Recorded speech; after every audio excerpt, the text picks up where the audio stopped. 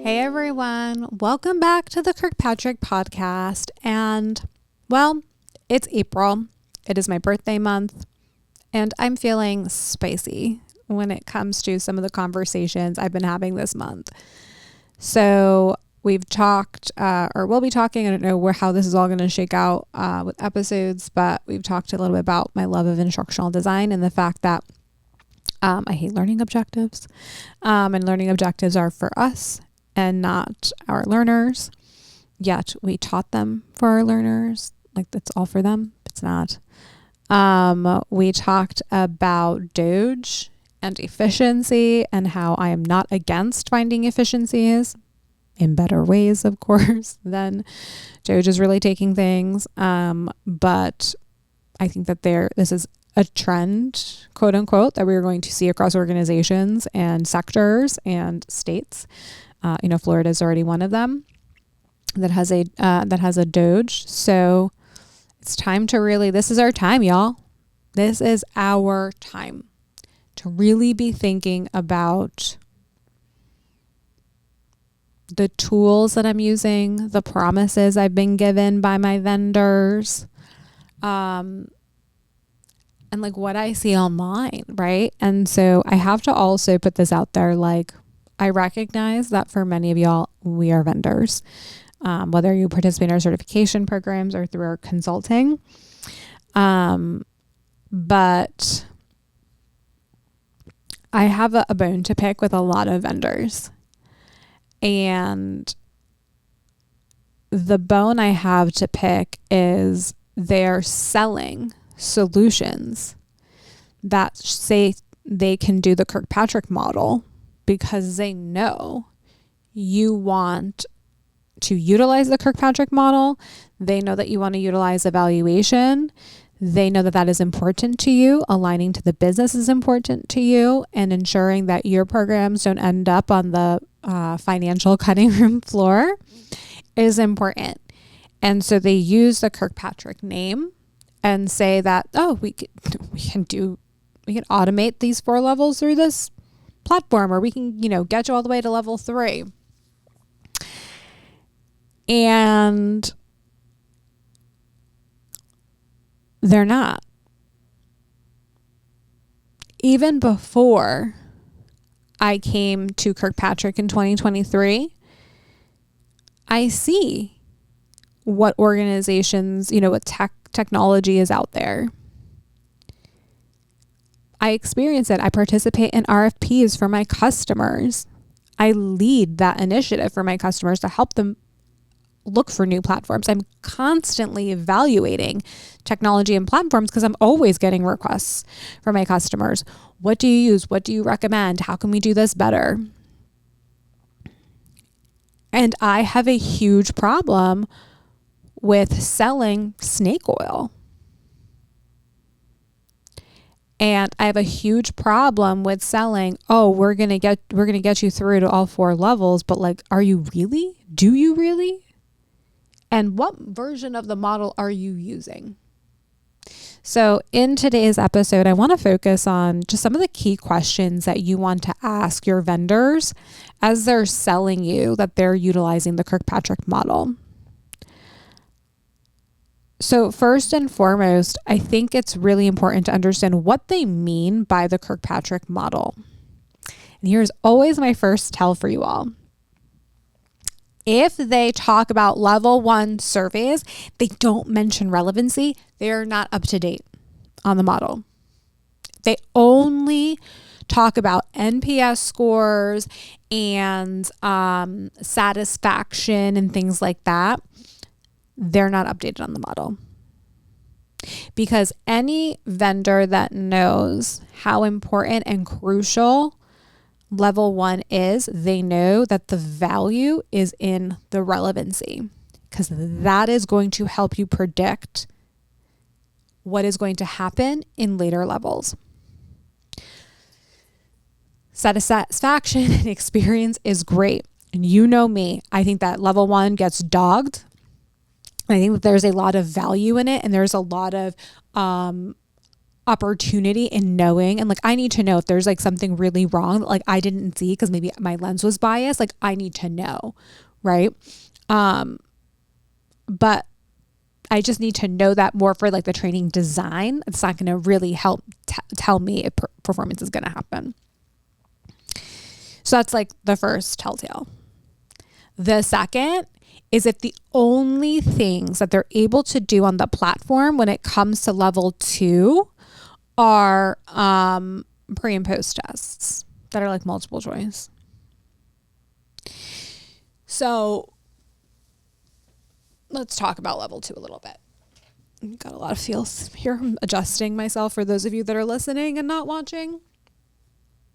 One of the issues I have with level 2, not issues, but one of the most important things that we have to focus on at level 2, and this is a big deal that we focus on when it comes to our performance design certification program, is designing really good questions to assess knowledge. And not just questions, but like assessments, right? And understanding more about the goal. So if I'm teaching you software, I'm not focusing on multiple choice questions. I'm focusing on scenarios, giving you a sandbox, giving you activities, like having you actually practice in this system and showing me that when I give you a live system, you're not going to mess up all of this data, right? When it comes to, let's say, cybersecurity, I don't care if you can recite back certain, like what phishing is. I care about the fact that you can pick out an email that is phishing. Because in the moment when you are like actually staring at your inbox, you're not thinking about the definition of phishing. You're subconsciously thinking about like, okay, is this a phishing email? You're thinking about like all of the things that you learned that were like your bells, right? And then you're like, all right, well, what do I have to do next? Right? What am I supposed to do next? That's what I want to focus on. And we focus more on pre and post tests in terms of traditional school tests that like my kids take. And that is not a true assessment of whether or not they're going to be able to apply what they've learned on the job. I want more role plays. I want more scenarios. If there is something that you need to train on or to educate others on, I want you to teach that back to me. Then I can assess, your competence on like the task and things like that. I actually feel like I could skip some of this. Like if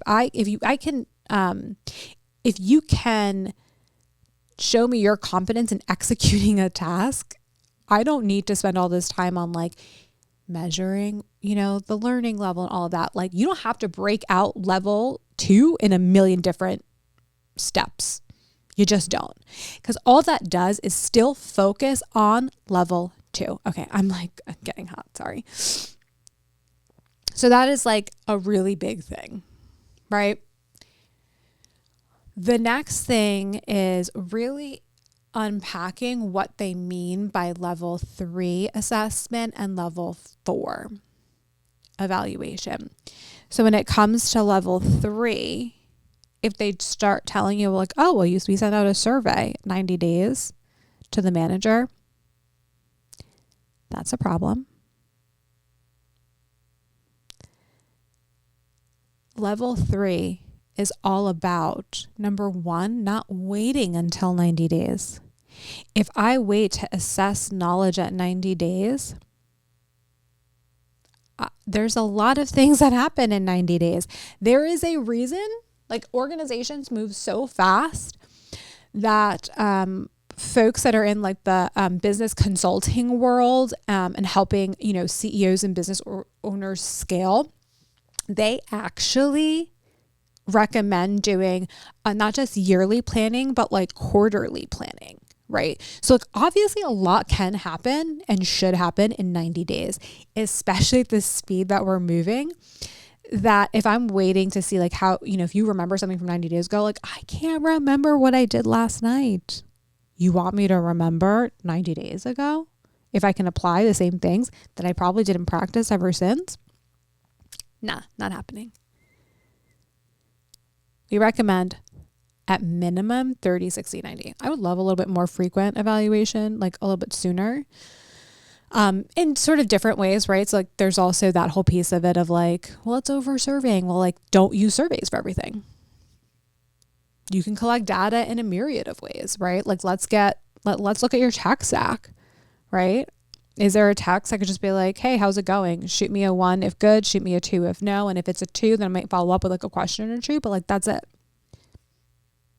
That's data collection. And it's great if your LMS system has the ability to do those sorts of things. And does your system have the ability to pull in data from other sources? So we're talking about focus groups, interviews, right? Like what's actually happening? Like let's talk about it. Observations, are they able to say from an observation, like you're able to like triangulate your data with those the trifecta as Jim calls it, right? Are you able to? Because if not, you're not truly getting to level 3. You're going to get a really crappy sample size and you're going to waste a lot of opportunity. And then there's level 4. And this is where like I kind of wonder like a question for you to ask is how do you calculate measure level 4? How are you going to spit that information back to me? And if there is no, talk of like leading integrators, I almost also said integers, but sorry, I'm thinking about my daughter's math homework right now. But leading indicators. And if there's no talk of partnering with the business to understand the data that they have and the data that's important to them to see, not doing level 4 right. And we put so much money into our learning management systems and into other tools and technology that claim they're doing the levels, but they're not. They're not approved by us, right? Like we haven't had that conversation with them. We haven't had a look and said like, oh yeah, you're doing the model right. Great. Please go out there and use our name. And they sell you that they're doing it without true like endorsement or validation that it actually is. So it perpetuates this thing in our heads that, oh, the Kirkpatrick model doesn't work. I can't get to level 3. Now, part of not getting to level 3 is on us, right? Like we've got to make sure that we're executing the model properly, right? And planning for evaluation and starting at level 4 and planning backwards. But we also are human and we rely on the technologies that we have in front of us and we believe what they're going to say. We have no reason not to, right?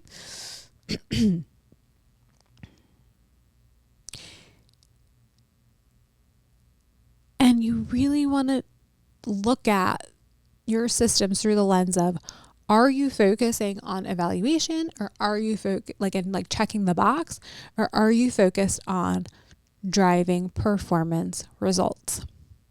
And if their whole shtick, which is like a lot of their shticks right now, is about performance, then you really want to dive into what they're doing at level 3. Because if most of their stuff is level 1 and 2, they're not really diving into performance, because how do you know you're not measuring it? Now, if that's not part of their technology, that's a different thing. And so I think that we have a really cool opportunity right now to put our vendors' feet to the fire a little bit and say, show me how you're doing each of the levels, and comparing it with how they're doing it with the Kirkpatrick model. Asking them, have you talked to Kirkpatrick Partners about your technology and what you're saying is levels 1, 2, 3, and 4? Because if the answer is no, and you are working with them with the expectation that they are going to apply the Kirkpatrick model properly or like help you get there, that's a problem. And this is not like, I've talked a lot about like technology vendors, but I also want to say this is not just a technology vendor problem. Like this is also a consultant, like a service vendor problem. We have gone behind so many organizations over the years that have provided recommendations that are not aligned with the Kirkpatrick model and do more harm to the organization than good. And so this is partly why we have a certification program. Who on your team has gone through the program? Who on your team has been recertified? I need to know those things to know, not I as in Vanessa, but also I, Vanessa, because I get sold technology all the time. But I, as in the human talking to them, like, I need to know this. Because if you're not keeping up with the latest in Kirkpatrick, then are you also how can you tell me you're keeping up with the latest in other learning sciences and important things in adult learning theory that, might change? Like neuroscience uncovers something daily, it feels like, right? And probably daily, especially now with the rise of AI. And my fear is that as AI becomes this bigger and bigger and bigger thing, you will be sold things that promise you measurement and that promise you the ability to evaluate to each of the levels, and they won't deliver, and they're still not truly aligned to the Kirkpatrick model. You know what? The biggest sign, if there is a pyramid on their website about the Kirkpatrick model or in their presentation, they're not up to date. And so if you are wondering more about if the technology you have is right, if you've had these concerns in the past, let us know. We are happy to have that conversation with you. And we are more than happy, if you are a vendor, to work with you to make your product better. This is one of the reasons why we partnered with Qualtrics. So if you have Qualtrics, you can actually automate the 4 levels on their platform. But they didn't do it in a silo and in a vacuum. They did it with Jim and I in the room, telling them where they were wrong, telling them where they were right, looking at some things and being like, I like what you did there. Like, that's a great, piece of the puzzle that we hadn't thought of, right? Because we're not in the technology world. And really, it took over a year to really put this all together. But it's one of the technologies that we're really excited about. I know that not everybody has Qualtrics or that, ability to use it. But if you do, it is out there. But that is how you do it. If you're going to put if you're going to use the name because the value that Kirkpatrick brings, it's important to know that you've got to work with the people that know the model best or educate yourself on the updates to the model, because lots of people in our industry, know the updates, or have seen us at conferences. They're well aware of the changes, and that is what they're looking for. And more is coming. More updates. Very exciting updates are coming, not in the not too far distant future.